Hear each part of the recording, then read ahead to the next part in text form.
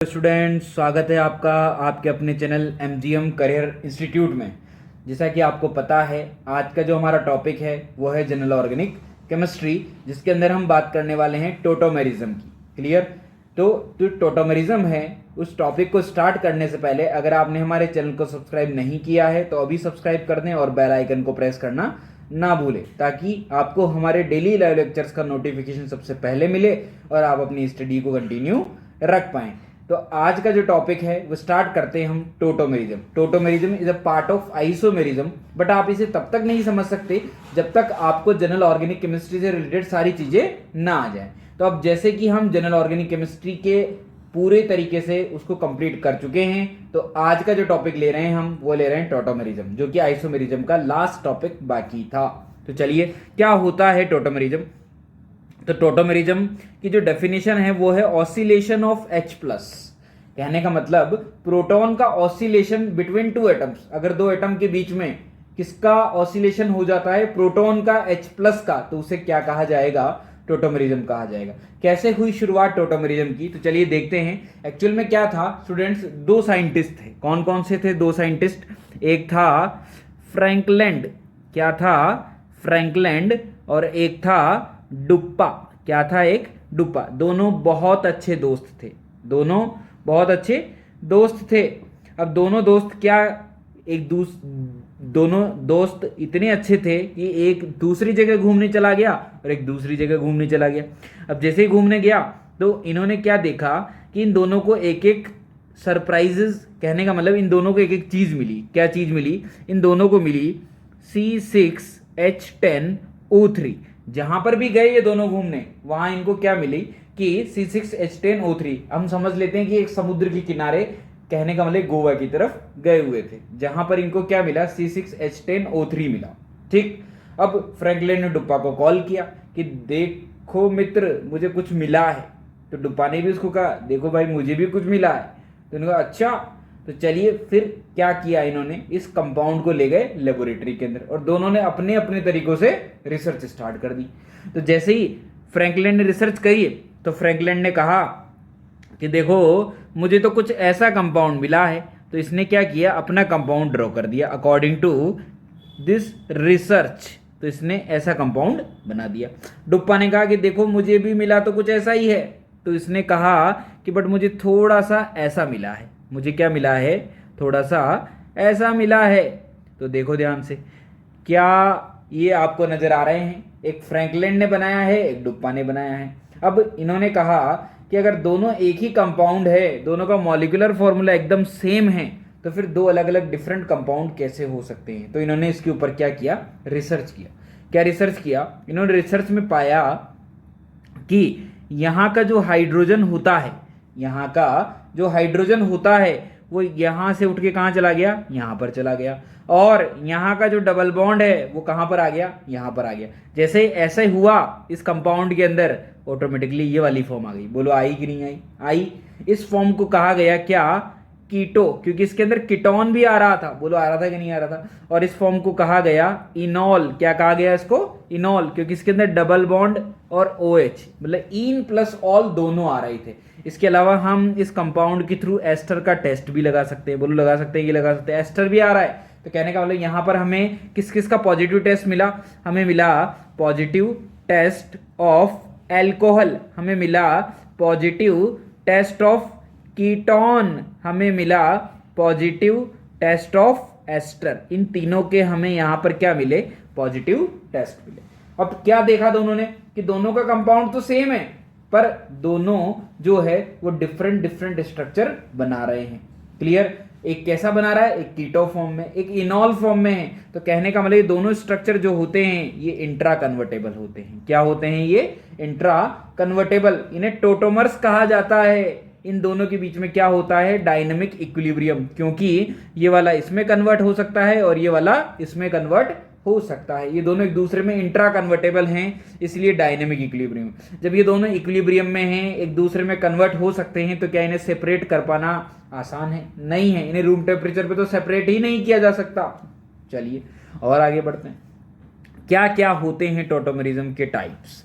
Tautomerism के दो types हैं, एक एनाइनोट्रॉपी, एक कीटाइनोट्रॉपी। आपको जान के अच्छा लगेगा कि एनाइनोट्रॉपी हमारे कोर्स में बिल्कुल भी नहीं है। तो कौन है हमारे कोर्स में? हमारे कोर्स में कीटाइनोट्रॉपी। जो कीटाइनोट्रॉपी होता है वो भी दो टाइप का है। कौन कौन सा? एक है डायड सिस्टम और एक है ट्रायड सिस्टम। तो वन बाय वन करके दोनों को पढ़ते हैं। सबसे पहले लेते हैं डायड सिस्टम। क्या होता है डायड सिस्टम?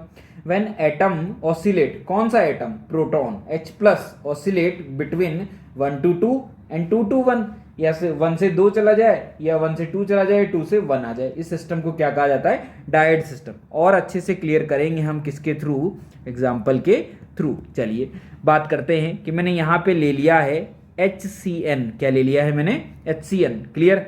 अब इस कार्बन से लगा हुआ जो H था ये आपको दिखाई दे रहा है कि नहीं दे रहा? क्लियर है कहानी? क्या हुआ? क्या मैंने इस वाले कार्बन को बोल दिया 1 और इस नाइट्रोजन को बोल दिया 2, मतलब 1 नंबर पहला एटम, 2 नंबर सेकंड एटम। क्या जो प्रोटॉन है, क्या जो H प्लस है, क्या वो 1 से 2 की तरफ ऑसिलेट कर सकता है? बिल्कुल कर सकता है। क्लियर। तो अगर ये ऑसिलेट कर जाता है तो क्या कंपाउंड बनाएगा? देखो ध्यान से, ये है इक्विलिब्रियम का साइन। तो H N से जुड़ जाएगा। बोलो जुड़ेगा कि नहीं जुड़ेगा? और अगर ये N से जुड़ गया तो C पे क्या आ जाएगा? नेगेटिव। N पे क्या आ जाएगा? पॉजिटिव। दोनों के बीच में क्या बन जाएगा? कोऑर्डिनेट बॉन्ड बन जाएगा। तो क्या हुआ यहाँ से कि जो प्रोटॉन है वो फर्स्ट एटम से सेकंड एटम पे चला गया। अगर फर्स्ट से सेकंड एटम पे गया दैट मीन्स क्या हो चुका है? Dyad system. This is called tautomerism. क्या कहा जाएगा इसको? टोटोमेरिज्म कहा जाएगा। एक और एग्जांपल ले लेते हैं। क्या एग्जांपल लेते हैं? नेक्स्ट एग्जांपल हमने लिया कि दिस इज द HONO। बोले तो HNO2। बोलो है कि नहीं है? अगर ये HNO2 है तो क्या यहाँ पे आपको ऑक्सीजन से H प्लस दिखाई दे रहा है कि नहीं दे रहा? दे रहा है ना। अब ये H प्लस क्या है? देखो ध्यान से, ये कौन से एटम पर है? फर्स्ट एटम पे। ये कौन सा एटम है? Second atom. तो अगर ये 1 से 2 की तरफ ऑसिलेट कर जाए तो किस तरीके से बनाएगा? HN डबल बॉन्ड O और O माइनस और इस पे प्लस। बोलो प्रोटॉन क्या 1 से 2 पर आ गया कि नहीं आ गया? क्लियर है कि नहीं? अगर 1 से 2 पे आ जाता है तो इसे क्या कहेंगे? इसे कहेंगे डायड सिस्टम। इसे भी टोटोमेरिज्म कहा जाता है। बट ये जो टोटोमेरिज्म है ये 1 से 2 पर होता है। किस पर होता है? 1 से 2 पर। तो this is called dyad system. Clear. इससे भी ज्यादा इंपॉर्टेंट एक सिस्टम है, वो है ट्रायड सिस्टम। ट्रायड का मतलब नाम से ही क्लियर हो गया कि जब प्रोटॉन 1 से 3 की तरफ या 3 से 1 की तरफ ऑसिलेट कर जाए तो उसे क्या कहा जाता है? उसे कहा जाता है ट्रायड सिस्टम। कैसे? देखो ध्यान से कि मैंने क्या किया, एक एग्जाम्पल लिया। मैंने क्या किया? एक एग्जाम्पल लिया। एग्जाम्पल मैंने लिया CH3C double bond OH। This is the aldehyde. क्या है? एल्डिहाइड। क्लियर। अब मुझे ये बताओ कि ये जो C डबल बॉन्ड O है ये क्या है? C double bond O। इसके जो जस्ट पास वाला कार्बन होता है ये कैसा कार्बन है? sp3 कार्बन है। और इसी कार्बन को क्या कहा जाता है? अल्फा कार्बन भी कहा जाता है। क्या कहा जाता है इसको? Alpha carbon. तो जो अल्फा कार्बन है वो जो कार्बन sp3 है वही क्या करेगा? टोटोमेरिज्म करेगा। क्लियर है? वही क्या करेगा? टोटोमेरिज्म करेगा। तो कैसे करेगा टोटोमेरिज्म? इसकी बात हम यहां पर करते हैं। तो देखो ध्यान से, फिर से मैं उसी एग्जांपल को लिख रहा हूं CH3CHO। अब क्या हुआ कि मैंने दिया इस कार्बन को 1 नंबर, इसको 2 नंबर और इसको 3 नंबर। क्लियर है कि नहीं है? अब जो कार्बन या एटम नंबर 1 है और जो एटम नंबर 3 है इन दोनों में बातचीत हुई। क्या बातचीत हुई? कि इस ऑक्सीजन ने उस सामने वाले 1 नंबर वाले कार्बन को कहा कि तुम मुझे H दो, मैं तुम्हें बॉन्ड दूंगा। क्या कहा इसने? कि तुम मुझे H दो, मैं तुम्हें बॉन्ड दूंगा। तो क्या हुआ? इसने दे दिया H। तो यहां तो हो गया CH2 और यहां पर आ गया बॉन्ड, तो यहां हो गया H। बोलो बना कि नहीं बना? This is called keto form. अच्छा, कुछ बच्चे एल्डिहाइड है सर। अरे एल्डिहाइड है पर मॉडर्न फॉर्म में इसे कीटो कहा जाता है। पहले एल्डो भी कह सकते थे पर अभी फिलहाल इसको क्या कहा जाता है? कीटो। इसमें इन प्लस ऑल आ जाने की वजह से क्या है ये? Enol. This is the keto enol tautomerism. क्या है ये? कीटो इनॉल टोटोमेरिज्म है। क्लियर है कहानी? क्या है ये? कीटो इनॉल टोटोमेरिज्म। तो एक और एग्जांपल लेते हैं हम। एक और एग्जांपल लेते हैं CH3CH2C double bond O CH3। क्या ये टोटोमेरिज्म कर सकता है? बिल्कुल कर सकता है, क्योंकि इधर भी sp3 इधर भी sp3, ये टोटोमेरिज्म नहीं कर सकता, जस्ट पास वाला अल्फा होता है और वही क्या कर सकता है? टोटोमेरिज्म। तो क्या क्या स्ट्रक्चर बनेंगे देखो ध्यान से। अगर ये टोटोमेरिज्म कर लेता है तो क्या बनाएगा? अगर हम पहले इसको टोटोमेरिज्म कराते हैं तो क्या CH3 अपनी जगह पर रहेगा? क्या यहाँ का H यहाँ, क्या यहाँ का डबल बॉन्ड यहाँ आ जाएगा कि नहीं आ जाएगा? क्या यहाँ CH डबल बॉन्ड COH और ये CH3 बन जाएगा कि नहीं बन जाएगा? अगर हम इसको ना कराएं टोटोमेरिज्म और हम इसको करा दें तो क्या एक और फॉर्म बन सकती है? CH3 CH2 COH double bond CH2। बोलो बनेगा कि नहीं बनेगा? क्या इसे मैं कीटो कहूंगा? क्या ये दोनों फॉर्म जो है ये इनॉल फॉर्म है? बोलो है कि नहीं है? This is the keto enol tautomerism. Clear है कहानी? चलिए और भी कुछ ऐसे एग्जाम्पल हम ले सकते हैं जो कि कीटो इनॉल की तरह ही होते हैं पर उनका नाम कीटो इनॉल नहीं होता। जैसे क्या है कहानी कि मैंने एक एग्जाम्पल लिया RC double bond NH CH3, क्या ले लेते हैं हम यहाँ पर? CH3। Carbon double bond NH को क्या कहा जाता है? इसे कहा जाता है इमीन। अब क्या ये टोटोमेरिज्म कर सकता है क्या? हाँ बिल्कुल कर सकता है। यहाँ कार्बन डबल बॉन्ड ऑक्सीजन नहीं है पर कार्बन डबल बॉन्ड नाइट्रोजन तो है। क्या यहाँ का H यहाँ, क्या यहाँ का H यहाँ? बोलो बन जाएगा कि नहीं बन जाएगा? क्या बनेगा ये बनेगा RC, this is the NH2 double bond CH2, this is the imine, this is the enamine, मतलब इमीन एनामीन टोटोमेरिज्म। क्लियर है कि नहीं है? चलिए और भी ले सकते हैं हम। क्या लिया मैंने यहाँ पर N double bond O, this is oxygen, this is CH3। क्या ये टोटोमेरिज्म कर सकता है क्या? बिल्कुल कर सकता है। यहाँ से H यहाँ, यहाँ से डबल बॉन्ड यहाँ। बोलो आएगा कि नहीं आएगा? क्या बन जाएगा? ये N, ये OH, ये O अपनी जगह पर है और ये डबल बॉन्ड CH2। क्या नाम रखा जाएगा इसका? इसका नाम रखा जाएगा this is called nitro and this is called AC nitro. बोलो है कि नहीं है? क्या हर जगह 1 से 3 टोटोमेरिज्म हो रहा है कि नहीं हो रहा? कैसे? This is 1, this is 2, this is 3। बोलो हुआ कि नहीं हुआ? This is 1, this is 2, this is 3। तो ये सब एग्जाम्पल हैं किसके? ट्रायड सिस्टम के। समझ में आया कि नहीं आया? क्लियर है? तो डायड सिस्टम और ट्रायड सिस्टम आपने क्लियर कर लिया होगा। क्लियर? एक और सिस्टम होता है, कौन सा? स्पेस टोटोमेरिज्म, जिसका नाम है। तो कहने का मतलब क्या होता है स्पेस टोटोमेरिज्म, इसकी बात करते हैं। When oscillating atom oscillates other than dyad triad kind of system then tautomerism called space tautomerism. कहने का मतलब अगर कोई एटम ना तो 1 से 2 जाता है ना ही 1 से 3 जाता है, या तो वो 1 से 4, 1 से 5, 1 से 6 चला जाए तो इसे कहा जाएगा स्पेस। मतलब स्पेस में कहीं पर भी जा सकता है भाई, तो उसे क्या कहेंगे हम? Space tautomerism. कैसे होगा स्पेस टोटोमेरिज्म? चलिए बात करते हैं। एग्जाम्पल ले लेते हैं एक, कि मैंने यहाँ पर एक एग्जाम्पल लिया कि this is the ring double bond O। Clear? यहाँ भी डबल बॉन्ड, यहाँ भी डबल बॉन्ड। अब मैंने आपसे पूछा कि बताओ इसमें टोटोमेरिज्म हो सकता है क्या? तो आप क्या देखोगे कि sir C double bond O के पास में अल्फा कार्बन, बट दोनों तरफ अल्फा sp2 है, तो इसका मतलब यहां से तो टोटोमेरिज्म पॉसिबल नहीं है। तो फिर क्या देखोगे आप? दूर देखोगे। दूर देखा आपने, यहाँ sp3 मिल रहा है कि नहीं मिल रहा है? यहाँ पे भी एक हाइड्रोजन मिल रहा है और यहाँ पर भी एक हाइड्रोजन मिल रहा है। बोलो मिल रहा है कि नहीं मिल रहा? अगर दूर कोई हाइड्रोजन मिल जाए जो कि sp3 हो तो वो भी टोटोमेरिज्म कर सकता है। कैसे करेगा टोटोमेरिज्म? देखो ध्यान से कि यहाँ का H निकल के कहाँ जाएगा? यहाँ का H निकल के यहाँ पे जाएगा। क्लियर? अब इसका थोड़ा सा मैकेनिज्म समझते हैं कि आखिर ये कैसे होता है। तो देखो ध्यान से, मैंने क्या किया, यहाँ पर लिया है एक स्ट्रॉन्ग बेस OH-। अच्छा, बेस का क्या काम होता है? बेस का काम होता है एसिडिक H को चुराना। तो उसने क्या देखा कि यहाँ तो sp2, यहाँ भी sp2, यहाँ sp3, यहाँ से H निकालना आसान है, तो उसने H यहाँ से फटाक से निकाल लिया। बोलो निकाला कि नहीं निकाला? तुरंत जल बना के बाहर निकल गया। तो जैसे उसने H निकाला, H निकालते क्या हो जाएगा? यहाँ आ जाएगा नेगेटिव चार्ज। बोलो आ जाएगा कि नहीं आ जाएगा? क्या आ जाएगा यहाँ पे? Negative charge. क्या ये नेगेटिव चार्ज रेजोनेंस कर सकता है? बिल्कुल कर सकता है। कर सकता है कि नहीं कर सकता? देखो ध्यान से, क्या अगर ये रेजोनेंस कर लेता है तो क्या हो गया? यहाँ पर कुछ ऐसा स्ट्रक्चर आ जाएगा कि नहीं आ जाएगा? बताओ। आ जाएगा। अब जो जल निकला था उसे वापस डाल दो। जैसे ही वापस डालेंगे तो क्या बन जाएगा? बन जाएगा कुछ ऐसा। बोलो बनेगा कि नहीं बनेगा? क्या हुआ? क्या हो गया है यहाँ पर कि यहाँ का जो H है वो निकल के कहाँ आ गया है, यहाँ पर आ चुका है। बोलो आया कि नहीं है? अच्छा इसको क्या नाम दे?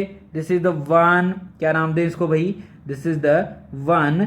इसको क्या नाम दिया जाए बताओ? इसको नाम दिया जाए कुछ ऐसा कि इसे बोल दे 1, इसे बोल दे 2, इसे 3, इसे 4, 1, 5। दैट मीन्स 1 से 5 tautomerism, that means space tautomerism इसका नाम हो जाएगा। बोलो हो जाएगा कि नहीं हो जाएगा? ये कौन सा फॉर्म है? ये है कीटो, ये बन चुका है इनॉल। बना कि नहीं बना? क्लियर है कि नहीं है? क्लियर है कहानी? तो this is called space tautomerism. आया समझ में? क्या है? Space tautomerism. तो इस तरीके से स्पेस टोटोमेरिज्म हो सकता है। एक और एग्जांपल ले ले। चलिए एक और एग्जांपल के थ्रू इसको क्लियर करते हैं। जैसे कि मैंने यहाँ पे लिया C double bond O CH3 double bond O। अब हमने आपसे पूछा कि बताओ कितने हाइड्रोजन ऐसे हैं जो कि टोटोमेरिज्म कर सकते हैं, तो आप कहेंगे sir C double bond O के बगल में इधर sp3 हैं और इधर 3 हाइड्रोजन भी हैं जो टोटोमेरिज्म कर सकते हैं। बिल्कुल सही जवाब, बिल्कुल सही बात। तो मैंने पूछा और भी कोई है क्या, तो आपने देखा इधर तो sp2 आ गया, तो इधर तो नहीं हो सकता। तो आपने देखा दूर देखा, तो आपने यहाँ देखा क्या ये sp3 है कि नहीं है? क्या अगर ये sp3 है और मैं यहाँ से H निकाल लेता हूँ और H निकालने के बाद जो माइनस बनेगा क्या वो माइनस ऑक्सीजन पे जा रहा है क्या? चलिए चेक कर लेते हैं। मैंने क्या किया, मैंने कुछ ऐसा कर दिया कि मैंने यहाँ पे OH माइनस डाल दिया। मैंने क्या किया, OH माइनस क्या करेगा, यहाँ से चुरा लेगा। जैसे इसने यहाँ से चुराया, चुराते ही क्या बन जाएगा, यहाँ आ जाएगा माइनस। बोलो आएगा कि नहीं आएगा? और ये माइनस क्या रेजोनेंस करता हुआ ऑक्सीजन, और बिल्कुल ऑक्सीजन पे अगर जा रहा है तो इसका मतलब वो sp3 कार्बन टोटोमेरिज्म करेगा। एक राज की बात बताऊं, एक राज की बात ये है कि यहाँ पे तो 3 हाइड्रोजन टोटोमेरिज्म कर ही सकते थे, यहाँ पर भी 3 हाइड्रोजन टोटोमेरिज्म कर सकते हैं, और साथ के साथ यहाँ पर जो हाइड्रोजन प्रेजेंट है वो भी टोटोमेरिज्म करेगा। क्यों करेगा?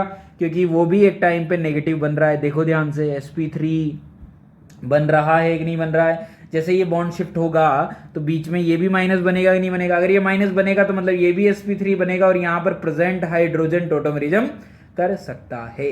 क्लियर है कि नहीं है? तो हर एक वो sp3 हाइड्रोजन टोटोमेरिज्म कर सकता है जो कि अपने ऊपर नेगेटिव बनाता हो और वो नेगेटिव ऑक्सीजन पर चला जाता हो। क्लियर है कहानी? समझ में आया? तो यहाँ पर टोटल कितने हाइड्रोजन हैं जो टोटोमेरिज्म कर रहे हैं? 3 3 6 1 7 हाइड्रोजन। कितने हाइड्रोजन हैं? 7। तो ऐसे ही ऊपर वाले एग्जाम्पल में देखें तो 2 तो नीचे की तरफ है, ये 2 तो ये रहे, एक यहाँ पर भी प्रेजेंट है, एक यहाँ पर भी प्रेजेंट है, दोनों तरफ से जा सकते हैं, इक्वल तरीका है। तो 2 and 2 4 हाइड्रोजन है टोटल। पर अगर क्वेश्चन कैसा आ जाता है, क्वेश्चन आ जाता है कुछ इस टाइप से। थोड़ा सा मैं कलर चेंज करता हूँ, कलर की बहुत अहमियत है हमें दिखाने में। तो चलिए मैं थोड़ा सा कलर चेंज करके आपको एक और एग्जांपल बताता हूँ कि यहाँ डबल बॉन्ड, यहाँ sp3, ये अगर एग्जांपल पूछ लिया जाए और आपसे पूछा जाए बताओ कितने हाइड्रोजन हैं जो टोटोमेरिज्म, तो आप कहेंगे सर 3 तो ये रहे, आप कहेंगे सर 3 तो ये रहे, अभी करके निपटा हूँ मैं क्योंकि यहाँ का माइनस। क्या आप इसको भी बता सकते हैं क्या? देखो ध्यान से, यहाँ माइनस बनाओगे, यहाँ इधर से इधर रेजोनेंस हो रहा है। क्या ये माइनस चार्ज ऑक्सीजन पे जा रहा है क्या? नहीं जा रहा। तो इसका मतलब ये वाला हाइड्रोजन टोटोमेरिज्म नहीं करेगा। आया समझ में? यहाँ वाला हाइड्रोजन कर सकता है कि अरे यहाँ हाइड्रोजन ही नहीं है, पहले हाइड्रोजन था इसलिए कर रहा था, अब कार्बन के चारों बॉन्ड कंप्लीट है तो टोटोमेरिज्म बनता ही नहीं है। तो टोटल कितने हो गए? ओनली 6। क्लियर है कहानी? This is called space tautomerism. चलिए कुछ क्वेश्चन मैंने लिए हैं कि which of the following compound show tautomerism. चलिए बात करते हैं। C डबल बॉन्ड के पास में sp3 करेगा, sp3 करेगा, sp3 करेगा, यहाँ से भी करेगा क्योंकि यहाँ से निकला हुआ H भी तो टोटोमेरिज्म कर सकता है। अरे यहाँ sp3 करेगा, अरे यहाँ पे sp3, यहाँ पे sp3 करेगा, यहाँ पे sp3, यहाँ पे sp3 करेगा, बीच में sp3, साइड में sp3 करेगा। क्या ये कर सकता है? हाँ बिल्कुल, स्पेस टोटोमेरिज्म को ना भूलो, st नाम दे देते हैं, करेगा।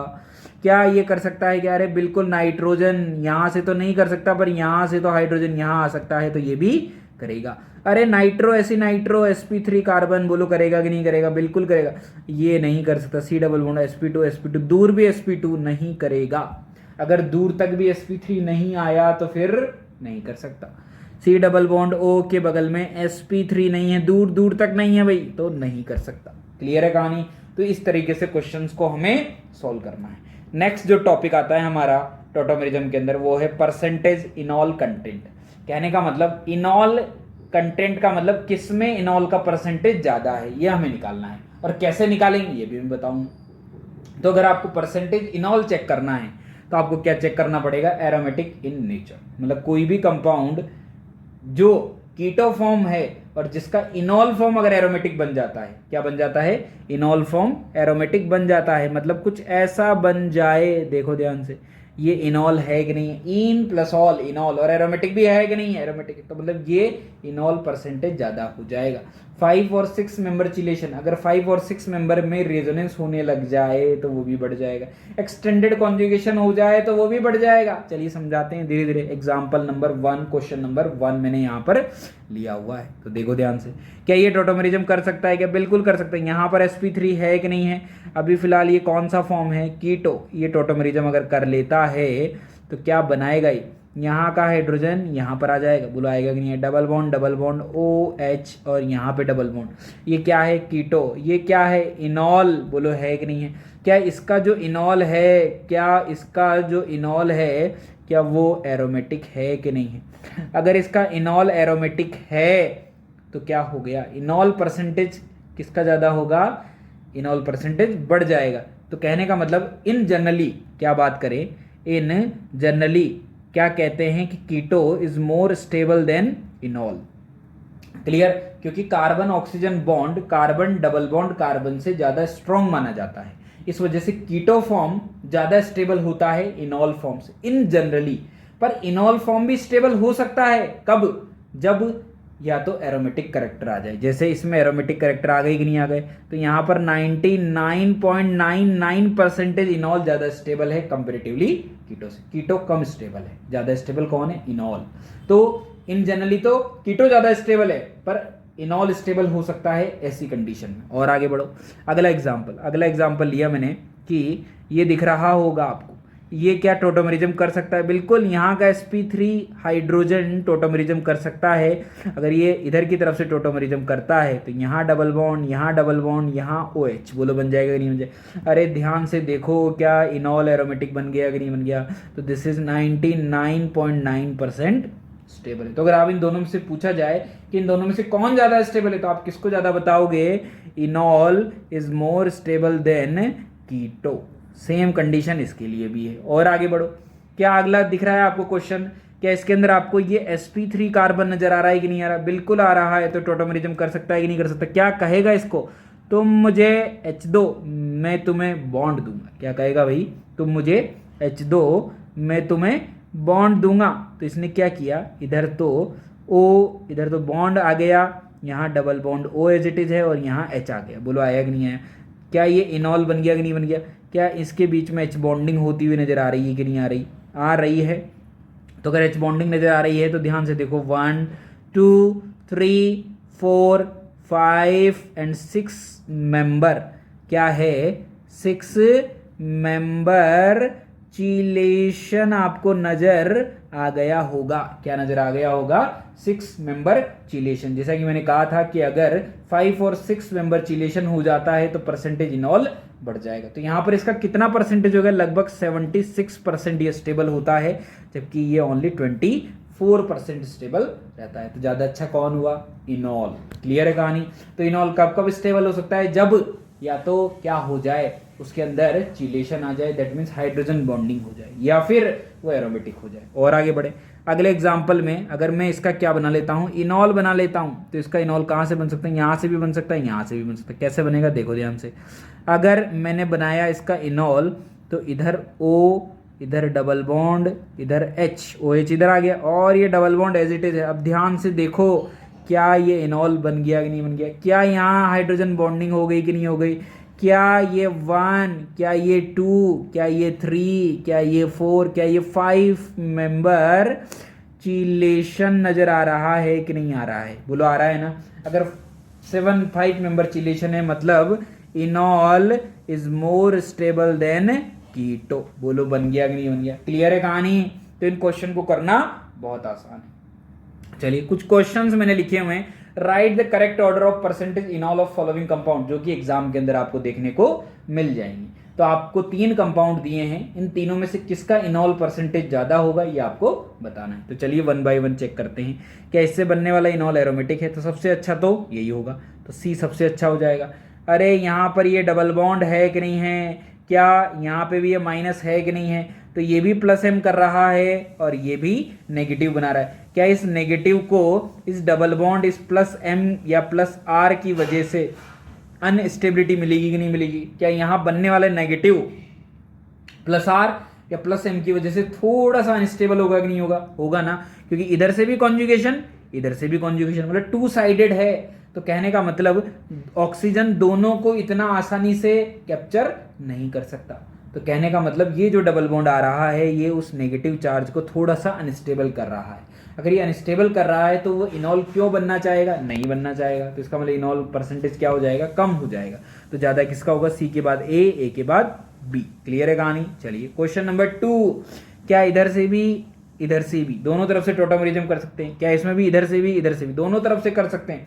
पर अगर आप पहले में टोटोमेरिज्म कराते हैं तो क्या देखेंगे आप कि यहाँ पर ये फ्री रोटेशन है, ये दोनों बाउंडेड नहीं है। क्लियर है ना कहानी? ये दोनों बाउंडेड नहीं है। अगर ये दोनों बाउंडेड नहीं है तो इसके बीच में फ्री रोटेशन होने की वजह से क्या ये रोटेट करते रहेंगे, जबकि यहाँ पर रिंग बाउंडेड होने की वजह से ये कार्बन रोटेशन नहीं कर सकते। तो जो रोटेशन नहीं कर सकता वो इनॉल ज्यादा अच्छा बनाएगा। तो ज्यादा अच्छा कौन हुआ? B is greater than A. Question number 3 में देखो, यहाँ पर दोनों जगह इधर कौन? मिथाइल मिथाइल, इधर ओ आर फिर प्लस आर, क्या करेगा? दिक्कत करेगा किसको? चिलेशन को। अगर चिलेशन को दिक्कत करेगा तो फिर कौन अच्छा? A is greater than B. Question number 4, methyl methyl, एक पीएच प्लस आर ग्रुप आ गया, दो पीएच दो प्लस आर ग्रुप आ गया, तो ज्यादा अच्छा कौन? ए, फिर बी, फिर सी। बोलो आया कि नहीं है? 5 मेंबर की बात करें तो फिलहाल ये बाउंडेड नहीं है, इनके बीच में फ्री रोटेशन क्या हो सकता है? फ्री रोटेशन हो सकता है, जबकि इनके बीच में फ्री रोटेशन नहीं हो सकता। इनके बीच में रोटेशन कैसा है? रेस्ट्रिक्टेड है। कैसा है भाई? रेस्ट्रिक्टेड। अगर रेस्ट्रिक्टेड है रोटेशन तो ये मूव नहीं कर सकते। क्लियर है कि नहीं है? तो कहने का मतलब यहाँ पे आराम से चिलेशन हो जाएगा। चिलेशन तो यहाँ पर भी हो जाएगा। किस तरीके से? देखो ध्यान से, मैं थोड़ा सा इधर की तरफ समझाता हूँ आपको कि चिलेशन तो यहाँ पर भी हो जाएगा। ये डबल बॉन्ड O, ये O, ये H, और यहाँ डबल बॉन्ड और ये H बॉन्डिंग भी हो जाएगी। पर ध्यान से देखो यहाँ फ्री रोटेशन है कि नहीं है? अगर ये फ्री रोटेशन है तो ये बॉन्डिंग तो बार बार लूज होगी। बोलो होगी कि नहीं होगी? तो क्या चिलेशन इतना अच्छा होगा? क्या हाइड्रोजन बॉन्डिंग इतनी अच्छी होगी? क्या नहीं होगी। ज्यादा अच्छी किस में होगी? इसमें। इसलिए आंसर है B is greater than A. Clear हुआ कि नहीं हुआ?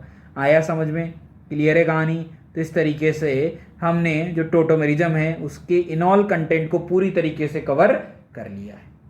और ये जो जीओसी था उसका जो लास्ट टॉपिक बचता था टोटोमेरिज्म, वो भी कंप्लीट हो गया है। मतलब जीओसी फर्स्ट जो है वो हमारी पूरी तरीके से स्टूडेंट्स कंप्लीट हो चुकी है। क्लियर है? तो अगर आपको किसी भी टॉपिक में दिक्कत आती है, तकलीफ आती है, तो उस टॉपिक को आप वापस से जाएं और वापस से रिवाइज करें। मैंने हर एक चीज को, हर एक पॉइंट को क्लियरली डिस्क्राइब किया हुआ है। क्लियर? और जितने ज्यादा आप क्वेश्चंस की प्रैक्टिस करेंगे उतना ही आपका जीओसी 1 to 1 स्ट्रांग होता हुआ चला जाएगा। क्लियर है स्टूडेंट्स? तो थैंक यू। ये जीओसी फर्स्ट हमने कंप्लीट कर लिया है। अब नेक्स्ट जीओसी सेकंड के साथ हम आपको मिलेंगे। Thank you student.